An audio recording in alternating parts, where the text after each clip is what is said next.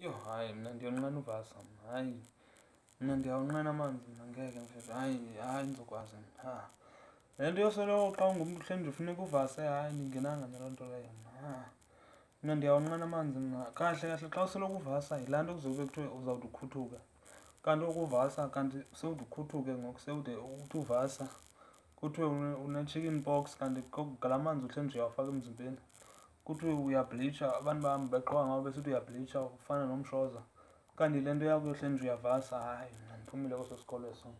Andizukwazi, le yohleli nje kuyavaswa kungangase kuyavaswa, kulalwe kuyavaswa, kuvukwe kuyavaswa. Kanti nomzimba nawo, kanti asizontlantsi mos, asizontlantsi. Zintlantsi ezihleli nje ziyavasa. Uthi uhleli kuthiwe athi vasa, uthi uphuma kuthiwe athi uvasile. Uvuke kuthiwe uyaphangela kuthiwe athi uvasile.